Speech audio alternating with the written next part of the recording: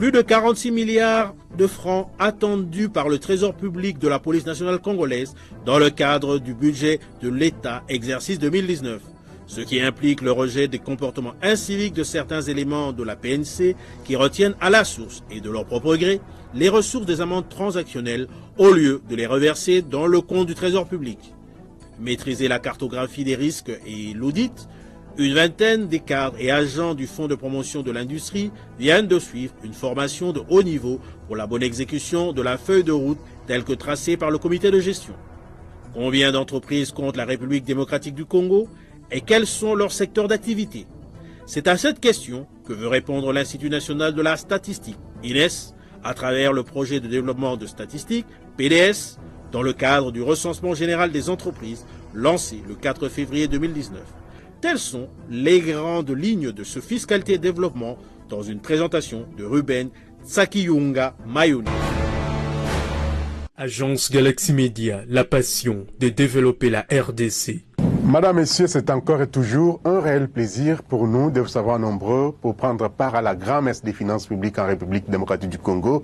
Vous le savez, fiscalité et développement, c'est la grand-messe des finances publiques, une production de l'agence Galaxy Media. Cette émission s'ouvre avec le 32e sommet de l'Union africaine qui se tient à Addis Abeba en Éthiopie depuis ce samedi 9 février 2019. Un moment de faire le bilan pour le président Paul Kagame qui soutient en tout cas que le continent n'est pas encore au point de l'autofinancement, même si le mouvement est déjà lancé. Le président de la République, Félix-Antoine Tshisekedi Tshilombo, a fait le déplacement d'Addis Abeba pour prendre part à ce sommet de l'Union africaine, ce après son périple réussi qui l'a conduit à Luanda en Angola, à Nairobi au Kenya et au Congo-Brazzaville. Partout où il est passé, le président de la République, chef de l'État, Félix-Antoine Tshisekedi Tshilombo, a parlé renforcement de la coopération bilatérale, essentiellement axée sur l'économie, la sécurité et le développement de la République démocratique du Congo. Le Fonds de promotion de l'industrie FPI fait du renforcement des capacités son cheval de bataille. C'est dans ce cadre qu'une vingtaine de cadres et agents de cet établissement public ont clôturé une double formation depuis le jeudi 7 février 2019 au cercle Elaïs de Kinshasa-Gombe. Cette formation était axée sur l'audit interne et la gestion de la cartographie des risques et a été assurée par les experts de la société PricewaterhouseCoopers. Reportage signé Jocelyn Baba et Céline Bumba Angelani. Le directeur du Fonds de promotion de l'industrie, FPI, a clôturé ce jeudi 7 février. Il s'agissait d'une double formation sur le renforcement des capacités des auditeurs, axée sur l'audit interne et la gestion des cartographies des risques de financement des projets par l'FPI, établissement public à caractère technique et financier. La formation a connu la participation d'une vingtaine de cadres et agents, 27 au total, et assurée par les experts de la société PricewaterhouseCoopers. Procédant à la clôture des travaux, le directeur général du FPI, Patrice Kitebikibol-Mvoul, a tout d'abord félicité les formateurs de cette agence spécialisée en audit interne pour la qualité des enseignements dispensés, avant de recommander aux récipiendaires bénéficiaires d'intérioriser la culture des risques dans l'exercice de leurs fonctions. Ensuite, je voudrais remercier et saluer la coopération que nous avons avec Price. Ce n'est pas la première fois. C'est une coopération de qualité et nous espérons qu'elle va se poursuivre. Renforcer la gouvernance de l'institution pour arriver à mobiliser plus et à financer mieux, parce que c'est cela finalement la mission que l'État propriétaire du fonds nous a assignée. Et pour payer cette dette de reconnaissance, c'est important que nous ayons une attitude différente. Qu'au début de cette activité, on a qualifié de culture de risque. Nous devons tous nous imprégner de la culture de risque, et les risques, ils sont présents dans l'ensemble des activités de chaque jour concernant l'ensemble des composantes de l'institution. Donc, bravo à ceux qui ont fait cette première série de formations. Quelques participants à ces assises ont parlé du bien fondé de ces échanges et leur intérêt qu'ils donnent à cette formation. Il faudra dire que c'était un renforcement de capacité de cadre du Fonds de promotion de l'industrie, une initiative venue de la direction générale. Alors cela, dans le cadre des objectifs dont elle s'est assignée, de pouvoir rendre le plus performant possible tous les cadres du FPI afin de pouvoir atteindre les objectifs qui se sont assignés. Cette formation a consisté à éveiller davantage la conscience professionnelle des agents et cadres du FPI afin de les mettre au pas qui constitue la modernité en matière de gouvernance d'entreprise. 2 modules de formation. Le premier a porté sur les renforcements des capacités des auditeurs internes.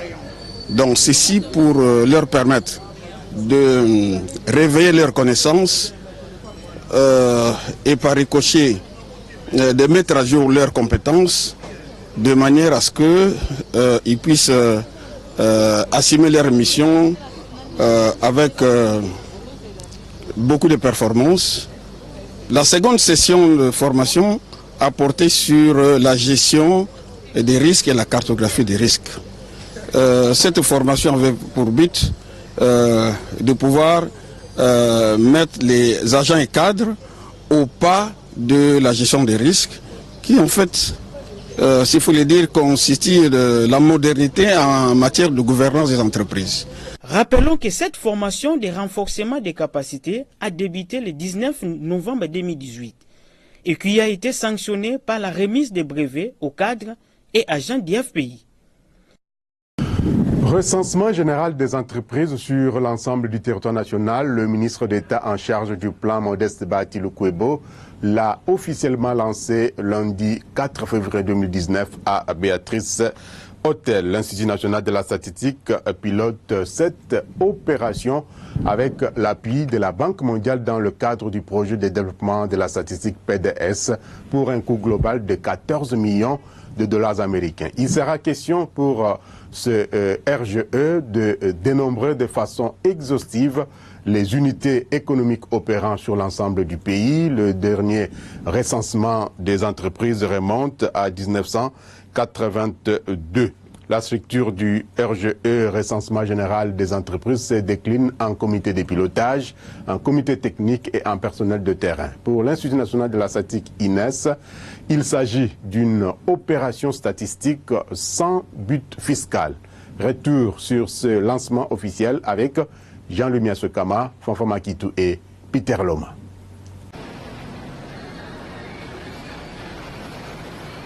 Au nom du gouvernement de la République, je lance solennellement le 2e recensement général des entreprises sur toute l'étendue de la République démocratique du Congo.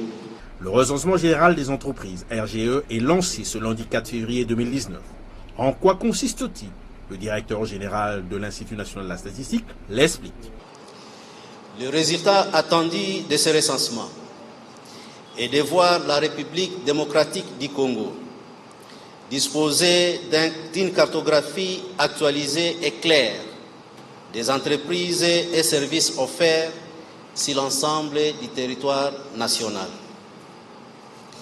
Cette opération permettra aussi de se faire une idée du potentiel économique du pays et de chaque province. Cette opération a un objectif principal clair. L'objectif principal du recensement des entreprises est d'améliorer la connaissance de la situation des entreprises en apportant une information récente sur les unités de production œuvrant sur l'ensemble du territoire national. Le RGE a également sa spécificité. Le recensement général des entreprises répond à une douzaine de points. 1. Construire un fichier national des entreprises. 2. Mettre en place une base de sondage pour la réalisation d'enquêtes économiques. 3. Évaluer les niveaux de formalisation des entreprises en République démocratique du Congo. 4. Mettre en place un système d'information géographique sur les entreprises. 5. Caractériser les entreprises par branche d'activité. 6. Promouvoir la décentralisation en dressant les potentiels productifs des différentes provinces. 7. Catégoriser les entreprises suivant leur taille, grandes, moyennes ou petites. 8. Évaluer les niveaux des investissements étrangers. 9. Collecter les données détaillées pour les besoins des comptes nationaux et des statistiques conjoncturelles. 10. Dresser la typologie des chefs d'entreprise. 11. Évaluer la place de la femme dans l'entrepreneuriat en République démocratique du Congo. Et enfin 12. Évaluer les niveaux de l'emploi créé par les entreprises congolaises. Le ministre d'État en charge du plan, Modeste Badi Lukwebo, a donné sa vision sur l'importance des statistiques dans un pays. Rien ne peut remplacer l'information statistique qui a pour vocation principale d'assurer la formulation, l'orientation, le suivi et l'évaluation des politiques publiques, ainsi que la prise de décision idoine. Comme le directeur général de l'INES, il a tenu à remercier les partenaires techniques et financiers, en l'occurrence ici, la Banque mondiale pour son appui. Je profite également de cette occasion pour remercier les partenaires techniques et financiers, plus particulièrement la Banque mondiale, de l'appui multiforme apporté au gouvernement de la République démocratique du Congo dans ses efforts de se doter de statistiques pertinentes, fiables et à jour. Il a rappelé que le premier recensement réalisé en 1982 comportait des insuffisances et des différences avec le deuxième lancé ce lundi 4 février 2019. Le seul recensement des entreprises réalisé dans notre pays depuis son accession à l'indépendance remonte à 1982 et n'a concerné que les entreprises de branches productives des biens employant au moins 5 personnes rémunérées ou non. Des pans entiers de l'économie congolaise, comprenant les branches de services, n'avaient pas été touchés par ce recensement. Si l'on ajoute à cela les pillages de triste mémoire, les guerres, l'insuffisance des données d'origine administrative, les naissances, mais aussi les décès des entreprises pour des raisons diverses. Le ministre d'État a relevé les questions auxquelles ce recensement général des entreprises répond. Combien d'entreprises y a-t-il en République démocratique du Congo, deuxième pays africain en termes de superficie, avec 2 345 410 km² et une population estimée aujourd'hui à 85 millions d'habitants? Comment sont-elles réparties à travers les différentes provinces du pays? Quelles sont les caractéristiques socio-démographiques des chefs d'entreprise? Comment sont réparties ces entreprises par branche d'activité? Quelle est la place de la femme dans l'entrepreneuriat en République démocratique du Congo?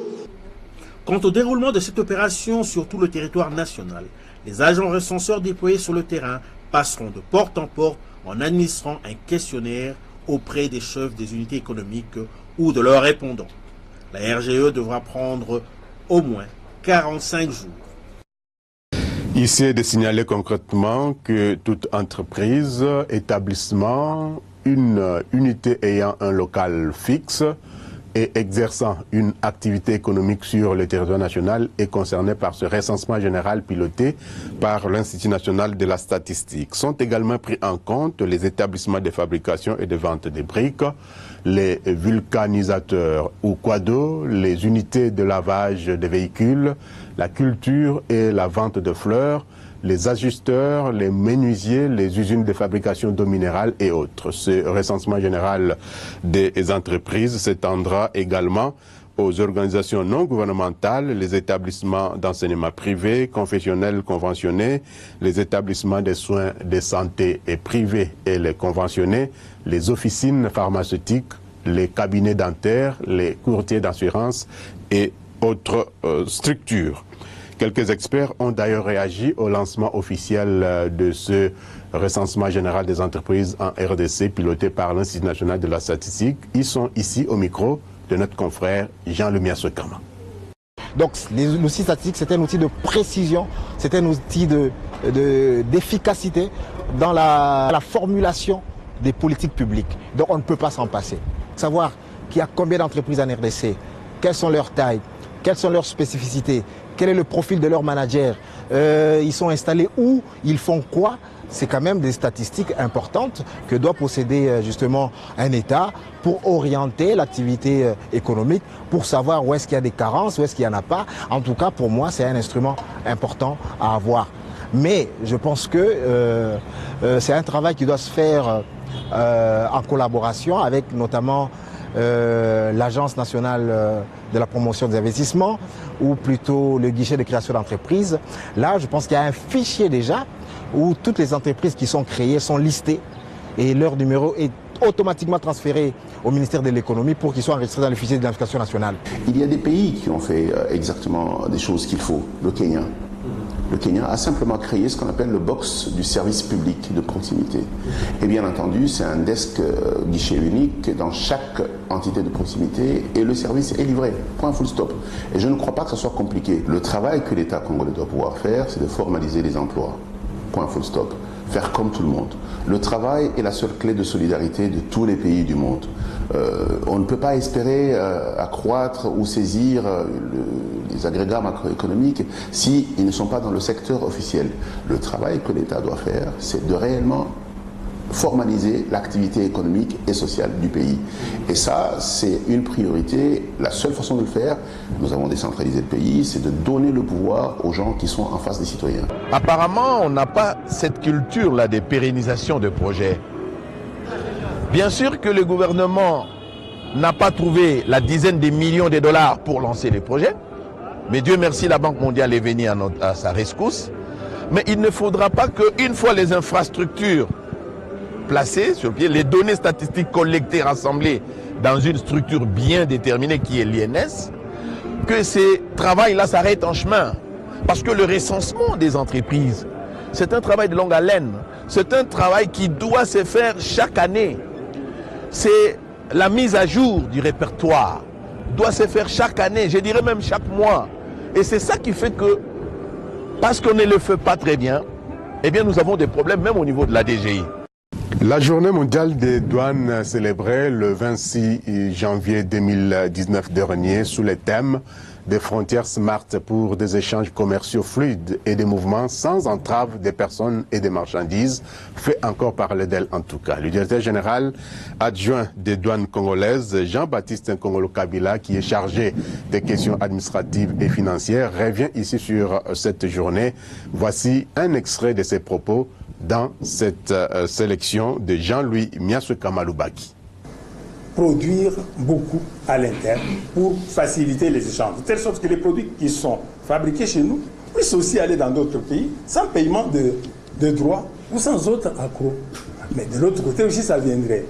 Mais qu'arrivera-t-il lorsque nous ne produisons pas? Lorsque nous ne produisons pas, c'est que nous aurons à consommer et même localement, nous n'allons pas favoriser l'industrie locale. La douane, qu'est-ce qu'elle fait?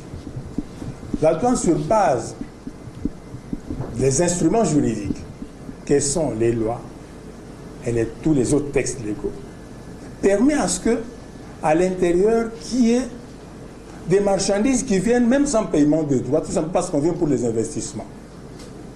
C'est ainsi qu'il y a le code des investissements, la loi sur le partenariat stratégique dans les chaînes de valeur, l'importation, par exemple, la loi sur les produits, sur l'agriculture, la loi sur l'énergie électrique. Ce sont des éléments qui peuvent permettre que lorsque nous importons nos marchandises, nos produits, surtout les matières premières, pour pouvoir créer des entreprises localement en vue de produire. Et nous devrions beaucoup plus nous lancer dans la production à l'intérieur. Et la douane est là pour pouvoir favoriser ces échanges-là. C'est ainsi que plusieurs réformes ont été introduites. C'est notamment l'informatisation de tous les bureaux douaniers de la République. Actuellement, la douane est sur le net. C'est-à-dire, avec son téléphone, on peut introduire une déclaration. La douane, actuellement, nous sommes en train de suivre pour éviter des cargaisons qui se perdaient. Nous sommes en train de géolocaliser les marchandises, les cargaisons. Actuellement, nous sommes en train de promouvoir les infrastructures à nos frontières de façon à permettre une bonne image de nos transactions. Voilà ce que la douane peut aujourd'hui faire avec l'appui du gouvernement de la République. C'était là Jean-Baptiste Nkongolo Kabila, directeur général adjoint des douanes congolaises, qui est revenu là sur l'activité du 26 janvier 2019 consacrée à la journée mondiale des douanes. Sachez également que le patron des douanes congolaises, Deo Rugwizamaguera, est de retour au pays après avoir passé un bon bout de temps en dehors des frontières nationales pour des raisons de santé. Immédiatement après son retour, Deo Rugwizamaguera a tenu des réunions de service avec les cadres et agents de cette régie financière dans l'optique d'une mobilisation accrue des recettes douanières. Vous le savez déjà peut-être, la Direction générale des impôts porte à la connaissance du public en général et des requérants de plaques d'immatriculation en particulier que conformément à la loi numéro 11/004 du 25 juin 2011 portant redevance sur les appareils récepteurs d'émissions audiovisuelles, le prix d'acquisition des plaques d'immatriculation et imprimés inhérents sera grévé à partir du 11 février 2019 de la redevance audiovisuelle. En outre, à partir de la même date, les plaques d'immatriculation et les cartes roses ne seront délivrées qu'aux seuls véhicules couverts par une police d'assurance conformément à la loi numéro 15/005 du 17 mars 2015 portant Code des assurances. C'est signé José Sele Yalagouli, directeur général des impôts. À la Direction générale des recettes administratives, judiciaires, domaniales et des participations des GERAD, sachez que le secteur de l'intérieur et sécurité est également pourvoyeur des recettes non fiscales pour le compte général du Trésor public. Le ministère de l'Intérieur, avec ses ramifications, constitue en fait un service d'assiette pour la DGRAD qui ordonnance et recouvre au total 7 actes générateurs de recettes issus de ce secteur. Découvrez-les dans ces rendus de notre consoeur Priska Sekana. Voici les actes générateurs qui relèvent du secteur de l'intérieur et sécurité. D'abord, en ce qui concerne le secrétariat général, il s'agit des droits de délivrance ou des renouvellements de permis de port d'armes d'autodéfense, des chasses ou des sports, de la taxe sur l'autorisation spéciale des fabrications artisanales, d'importation ou des ventes d'armes de chasse ou d'autodéfense, des droits des ventes de la carte d'identité, des droits des délivrances du permis d'exploitation d'une société de gardiennage et de la redevance annuelle d'exploitation d'une société de gardiennage. Concernant les secrétariats généraux côté parti politique, il y a les droits d'enregistrement d'un parti ou regroupement politique et enfin les droits des dépôts des candidatures aux élections. Voilà les actes générateurs de recettes non fiscales de l'État encadrés par la DGRAD du secteur de l'intérieur et sécurité, précisément le secrétariat général et parti politique. Comme nous parlons du ministère de l'Intérieur, la police nationale congolaise est l'un des services d'assiette qui constate et liquide des recettes non fiscales de l'État. Ces assignations pour l'exercice budgétaire 2019 sont évaluées à francs congolais 46 754 104 432, soit environ 26,7 millions de dollars américains. Pour atteindre ces assignations, le ministère du Budget compte sur la prise en compte dans les prévisions 2019 de l'acte générateur dénommé extrait de casier judiciaire jadis taxé par le pouvoir judiciaire conformément à la loi organique portant organisation et fonctionnement de la police nationale congolaise, ainsi qu'à l'ordonnance loi du 13 mars 2018 portant nomenclature de droits, taxes et redevances du pouvoir central. En 2018, la police nationale congolaise a réalisé 62,6% de ces assignations, où le ministère du Budget explique cette contre-performance dans la réalisation des assignations à fin juin 2018 par la non-création de nouveaux points de taxation dans les nouvelles provinces, la non-exécution des missions police nationale congolaise de Gérard en vue d'une mobilisation accrue des recettes du secteur. L'absence d'agents encadreurs des recettes dans certains points de perception, le manque de formation et le non-recyclage des agents chargés de la collecte des recettes. Les autorités de la police nationale congolaise doivent veiller sur les recettes générées par les amendes transactionnelles qui sont malheureusement retenues à la source par certains éléments de la police sans qu'elles soient reversées à la Direction générale des recettes administratives, judiciaires, domaniales et de participation.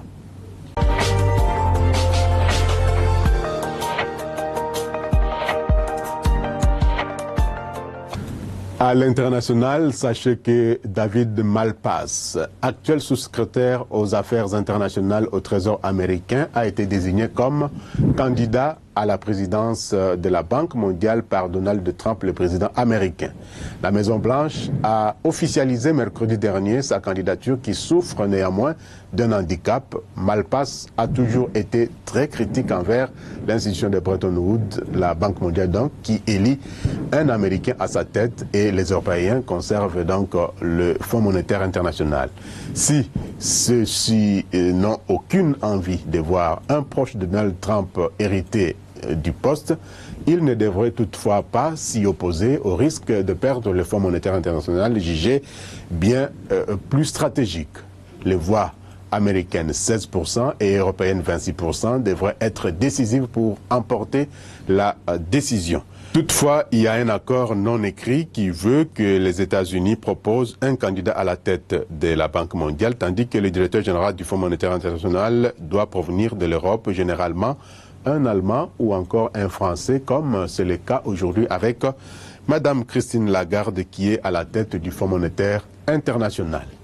Et puis, en Afrique, mardi 5 février 2019, à Abidjan, Côte d'Ivoire, le président du groupe de la Banque africaine de développement BAD, Akinwumi Adesina, a dressé le bilan et les perspectives de la banque devant les membres du corps diplomatique accrédité en Côte d'Ivoire. Selon le site de la BAD, le PIB réel de l'Afrique a continué de s'améliorer en 2018 pour atteindre 4,1% après un fléchissement marqué à 2,1% en 2016. La banque, note la source, table désormais sur une croissance de 4% cette année et sur 4,1% en 2020.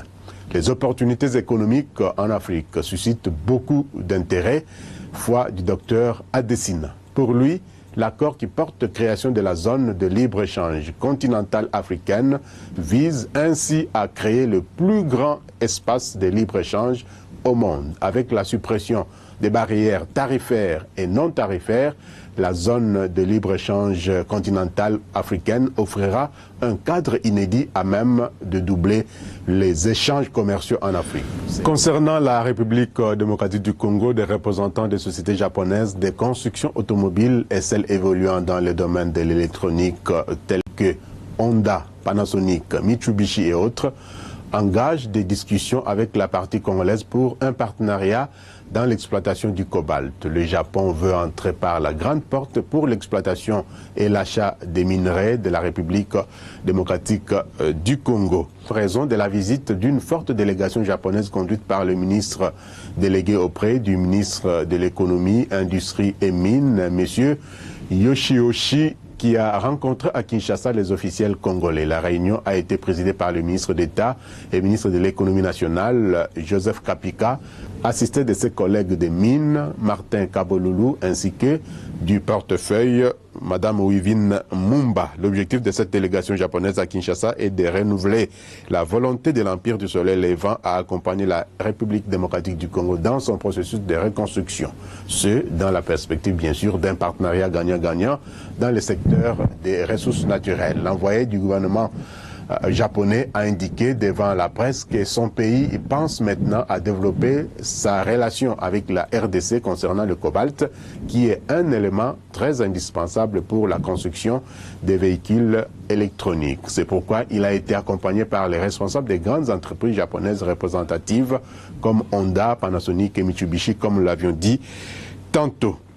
Sachez également que la République démocratique du Congo exporte plus de 60% du cobalt dans le monde et regorge 40% des réserves mondiales de ces métals verts. Merci donc à Benjamin Yogolelo, Michel Wangui et Geneviève Mizegele qui nous ont trouvé ces nouvelles.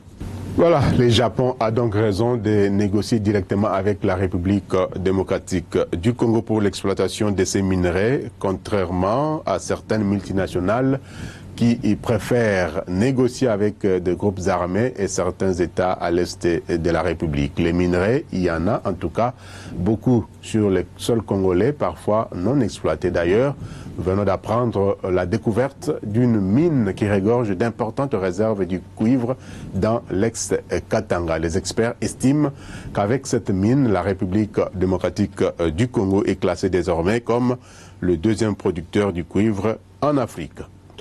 Si le secteur minier peut apporter beaucoup de ressources financières au pays, en tout cas, un autre secteur le peut également, c'est le secteur des assurances, et la libéralisation de ces derniers est déjà une réalité en République démocratique du Congo, à la faveur bien sûr de l'autorité de régulation et de contrôle des assurances ARCA, qui devra favoriser l'orientation d'une épargne stable vers les secteurs productifs et la protection des assurés. Je vous propose de découvrir l'autorité de régulation et de contrôle des assurances ARCA dans ce commentaire de Rosette Mamba.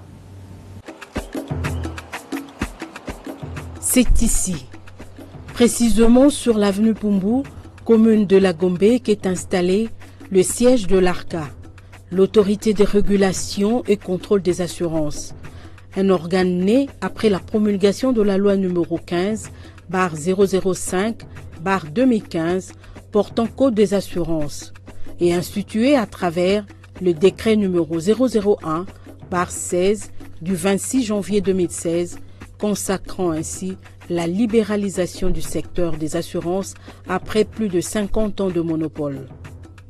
Ces bâtiments, en parfait état, reflètent ainsi l'ordre et l'organisation que cet organe de régulation veut imprimer dans ce processus de libéralisation du secteur des assurances qui constitue en réalité un chantier important pour le chef de l'État, Joseph Kabila Kabange. Dans ces bâtiments émerge aussi un personnel jeune issu d'une sélection minutieuse. Des jeunes dotés d'une expérience significative dans divers domaines, notamment l'audit, l'informatique, la gestion financière, le marketing, le droit et les assurances, domaine de prédilection de l'ARCA. L'ARCA compte à ce jour un actuaire congolais ayant travaillé durant de nombreuses années au Canada. Toutes ces compétences recrutées tant localement que sur les marchés internationaux bénéficient également de formations assurées par des experts locaux et internationaux issus des institutions telles que le Conseil permanent de la comptabilité au Congo, CPCC, de la Banque mondiale et d'autres organes de pays frères, en particulier l'autorité de contrôle des assurances et de la prévoyance sociale du Maroc, ACAPS. C'est justement pour profiter de l'expérience de ces organes de régulation qui ont déjà fait du chemin que l'ARCA a conclu plusieurs accords de partenariat avec certains d'entre eux. C'est dans cette optique que ARCA est membre de plusieurs associations d'obédience africaines et internationales, notamment l'Association internationale de contrôleurs des assurances. Après des débuts difficiles, comme il est souvent le cas dans toute activité humaine, l'ARCA façonne son nouveau visage, un an après des changements qui y sont intervenus. Des changements qui ont porté à la tête de cette structure Alain Kanindangalula comme directeur général ad interim.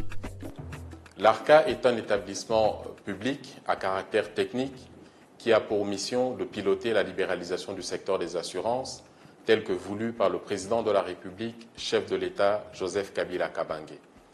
À travers cette libéralisation, le chef de l'État a voulu répondre aux besoins de nos populations, assurer une meilleure inclusivité financière, mais surtout permettre à notre pays de mobiliser les sources de financement à travers la rétention des primes dans notre pays auprès des différentes sociétés d'assurance.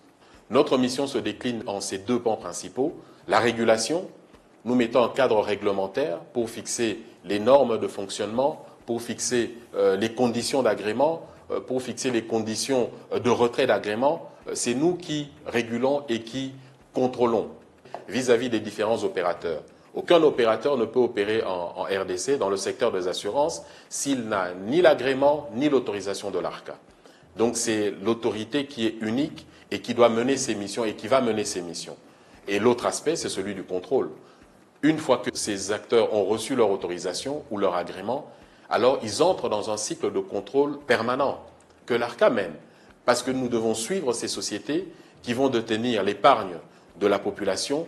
Donc nous devons les contrôler en permanence pour nous assurer qu'elles fonctionnent selon les normes prudentielles et qu'il n'y a pas de risque que les populations se plaignent de ne pas recevoir les services qu'ils attendent des sociétés d'assurance.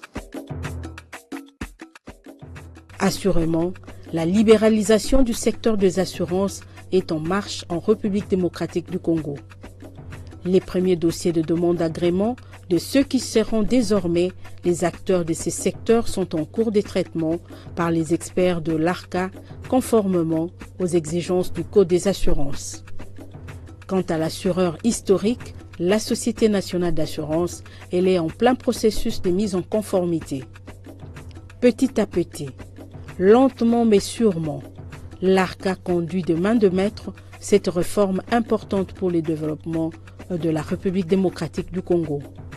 Avec une équipe managériale forte, un personnel formé, l'ARCA est aujourd'hui opérationnel et les marchés des assurances véritablement ouverts en République démocratique du Congo. Pour travailler et mettre en place une société d'assurance, c'est un secteur qui est sensible parce que nous parlons d'un secteur financier. Le capital minimum exigé aux sociétés qui veulent œuvrer comme société d'assurance est de 10 millions de dollars. Donc ça doit être des structures qui ont les capacités financières, mais qui doivent être également sérieuses. Donc aujourd'hui, nous avons suffisamment de dossiers que nous avons reçus, que nous analysons, avec des acteurs panafricains. Nous avons des acteurs internationaux qui s'intéressent et qui veulent venir également sur notre marché. Nous avons également des acteurs locaux qui s'intéressent aussi. Donc tous ces dossiers sont actuellement en cours d'analyse et nous pourrions effectivement nous prononcer dans les jours qui viennent. Avec les nouveaux acteurs qui arrivent, d'abord il y a la diversité en termes d'offres de produits, des sociétés qui ont une renommée, qui ont un sérieux qui est établi. Ce sont ces sociétés-là qui pourront offrir des produits effectifs et des produits réels pour la population et pour les assurés. Nous, notre mission, justement, c'est de veiller à la protection des assurés. Notre mission, c'est de contrôler les différentes sociétés d'assurance et celle qui fonctionnera en dehors des normes, qui ne rencontre pas la protection des assurés que nous devons faire, c'est une société qui se verra interdite d'opérer sur le marché. Donc l'ARCA joue vraiment le rôle non seulement d'arbitre de jeu pour les différentes sociétés qui opèrent, mais également elle est là pour protéger les assurés. Avec une équipe managériale forte, un personnel formé, l'autorité de régulation et contrôle des assurances, ARCA, est aujourd'hui opérationnelle et les marchés des assurances véritablement ouverts.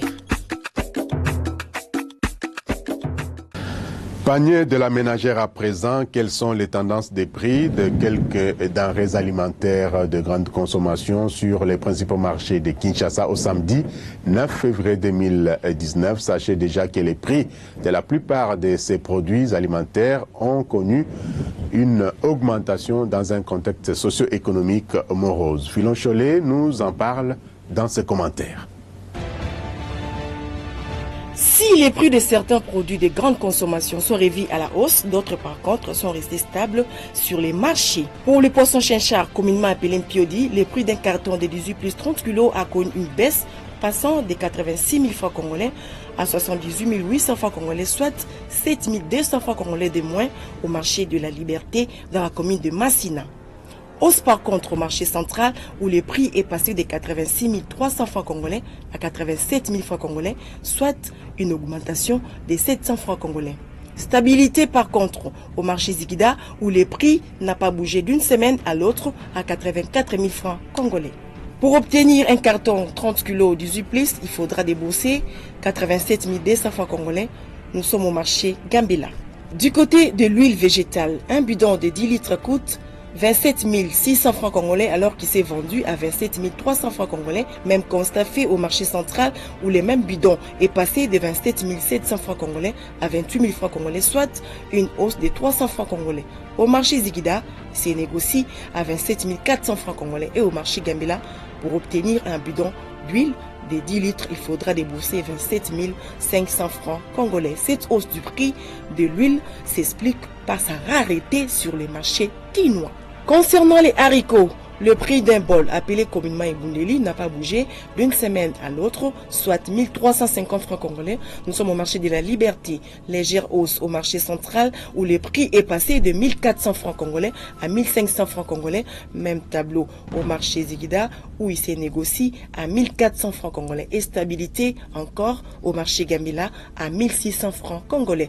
Cette stabilité du prix du haricot s'explique par son abondance sur les marchés quinois. Hausse des prix du maïs dans tous les marchés de Kinshasa. Au marché de la Liberté, un sac de maïs qui coûtait 90 000 francs congolais se vend actuellement à 130 000 francs congolais, soit une hausse de 40 000 francs congolais. Même tableau au marché central où le prix est passé de 100 000 francs congolais à 135 000 francs congolais, soit une augmentation de 35 000 francs congolais.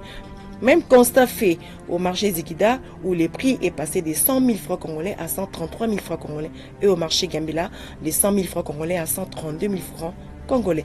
Cette hausse du prix du maïs est due par sa rareté sur les marchés quinois. Bouclons ce tour d'horizon des prix avec la viande. Un carton TS 10 kg a coûté 93 500 francs congolais au marché de la Liberté, 94 300 francs congolais au marché central, 94 250 francs congolais au marché Ziguida et 93 000 francs congolais au marché Gambela. Voilà donc les tendances de prix de quelques denrées alimentaires au samedi 9 février 2019 sur les principaux marchés de Kinshasa, la capitale de la RDC. Merci. À ce propos, l'Institut national de la statistique INES, de son côté, fournit les informations sur l'indice de l'inflation hebdomadaire de la semaine du lundi 4 au samedi 9 février 2019. Myriel Makiese nous en dit plus dans cet élément. L'inflation hebdomadaire du 4 au 9 février 2019 est de 0,243% au niveau national et 0,432% à Kinshasa. En cumul, l'inflation a atteint 0,514% au niveau national et 0,701% à Kinshasa. L'inflation annualisée se situe à 4,543% au niveau national et 6,241% à Kinshasa. En glissement annuel, l'inflation est de 5,765% au niveau national et 5,751% à Kinshasa. L'inflation de la semaine est consécutive à la hausse des prix des céréales, notamment le maïs sec décortiqué et la farine de maïs, du ciment et de biens pour les soins personnels.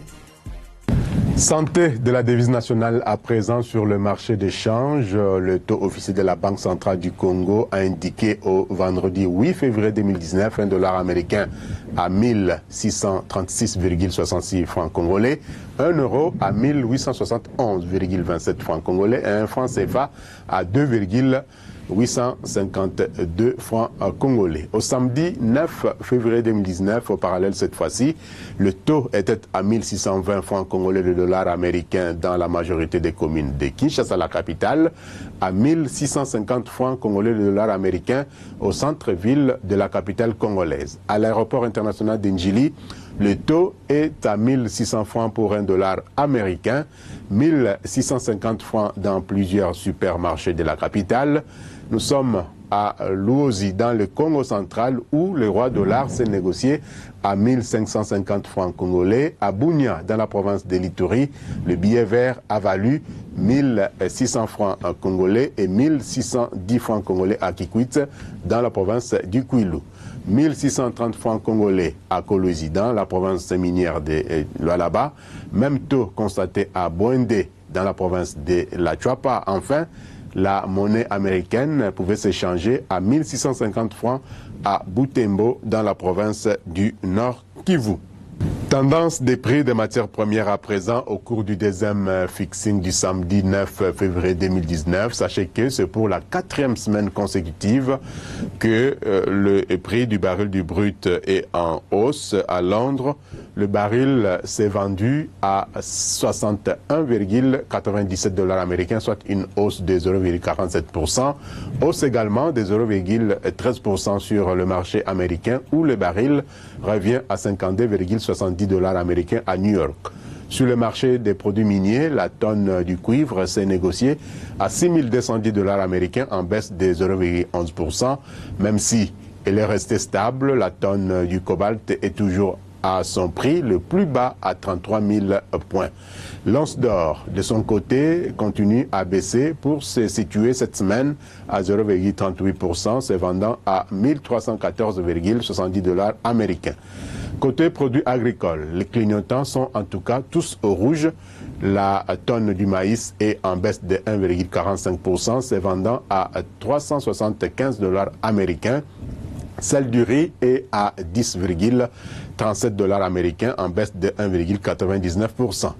À 517 $ américains, la tonne du blé a chuté de 1,71%. La tonne du café a baissé de 2,75%, se négociant à 103 $ américains. Celle du cacao a coûté 2196 $ américains en baisse également de 2,70%. Et enfin, la tonne du coton est en baisse de 1,51%, se négociant à 73 $ américains. Dégager les stratégies pour cette nouvelle année 2019 après avoir établi le bilan de 2018. C'est à cet exercice que s'est livré l'ensemble du personnel de l'agence Galaxy Media. C'était au cours de la cérémonie d'évaluation doublée d'échange de vœux de l'agence Galaxy Media qui s'est déroulée dans son studio Ferdinand Ferrella mercredi 30 janvier 2019. Jocelyn Baba, Etienne Kumba et Christian Kenina ont signé ce reportage. Cette cérémonie d'échange de vœux organisée au studio Ferdinand Ferrella au siège de l'agence Galaxy Media a été une occasion pour les patrons de cet organe de presse, les cadres et agents de faire l'évaluation de leurs actions au cours de l'année 2018, peaufiner les stratégies et projeter les perspectives d'avenir pour l'année 2019. Malgré les difficultés rencontrées au cours de l'année 2018, cette agence spécialisée en finances publiques et aux questions de développement en République démocratique du Congo a su se démarquer grâce au travail abattu par ces 3 départements qui la composent, à savoir le département de l'information et des techniques communicationnelles DITC, le département administratif et financier DAF, ainsi que le département technique de production DTP. Prenant la parole, la chef du département de l'information et technique communicationnelle, Rosette Mamba, a rappelé les circonstances dans lesquelles ce département a été créé au lendemain d'une restructuration voulue comme point de départ pour la mise en œuvre d'une nouvelle politique communicationnelle basée sur la rentabilité et l'expansion de cette entreprise de presse dont la réputation a franchi les frontières nationales. Le personnel de la direction des informations a ratissé large pour satisfaire non seulement ses nombreux téléspectateurs à travers le pays, mais le reste du monde également, mais surtout ses partenaires qui sont devenus de plus en plus exigeants dans ce monde audiovisuel très concurrentiel où les plus faibles laissent les champs libres aux plus forts et aux plus compétents. Pour sa part, le chef des départements administratifs et financiers, l'abbé Clément Passy, a expliqué les difficultés rencontrées dans la gestion des ressources humaines ainsi que les avancées enregistrées au cours de l'année 2018 dans la gestion au quotidien de cette maison de presse. Il faut dire que l'employeur s'est efforcé, n'est-ce pas, et continue de s'efforcer de répondre à nos attentes et même au cas d'urgence, eh bien, quand on lui fait rapport à temps, eh bien, lui aussi se bat pour trouver le moyen pour la prise en charge médicale de la personne concernée. Si le travail de l'agence est apprécié par tous, c'est grâce non seulement au savoir-faire de son personnel, mais aussi et surtout à la qualité de ses matériels. Le directeur chef du département de la technique et des productions, ingénieur Léon Kamenga, a expliqué les différentes productions réalisées en 2018. Il s'avère que c'est un véritable travail de fourmi qui s'est fait chaque jour dans son département. Avec ces matériels, on a pu réaliser 292 reportages et 97 tournages au niveau du plateau. Nous avons produit 155 émissions à raison de 101 émissions TV et 54 émissions radio. Pour réaliser ces rêves, il faut un corps sain dans un esprit sain, dit-on. Cet adage est bien respecté au sein de l'agence Galaxy Media, qui tient beaucoup à la santé physique et mentale de son personnel. C'est la raison même de la création de son centre hospitalier, Ladi Biaboula Sekana, installé sur Isang dans la commune de Lingwala, et qui prend en charge les soins de santé de ses employés, y compris leurs familles restreintes. Créé en 2013 avec une capacité de 6 lits, à ce jour, ce centre hospitalier a une capacité d'une vingtaine de lits dans des salles climatisées avec des chambres VIP et plusieurs services médicaux. Des avancées enregistrées grâce au numéro 1 de l'agence Galaxy Media, comme l'explique son médecin directeur. Nous les recevons pour les examiner. Nous faisons la prise en charge efficiente de ces patients et nous arrivons, si ce sont des agents de l'agent, dans le cadre de la médecine du travail, si l'état de santé nous oblige, à adresser un rapport cohérent pour une requalification, comme l'avait dit M. le directeur administratif et financier, même pour les repos médicaux. Dans son discours de circonstances, le directeur général de l'agence Galaxy Media, Jérôme Sekana Penepapa, a présenté ses vœux les meilleurs, tout en rappelant à ses interlocuteurs pourquoi l'année 2019 a été sacrée année du tricolore, 3 couleurs du logo de cette entreprise AGEM. Je voudrais, au nom de ma famille et au mien propre, vous présenter les vœux le meilleur. J'exprime le vœu de vous voir tous en très bonne santé. Je voudrais que cette année 2019 soit une année de réussite dans toutes vos entreprises.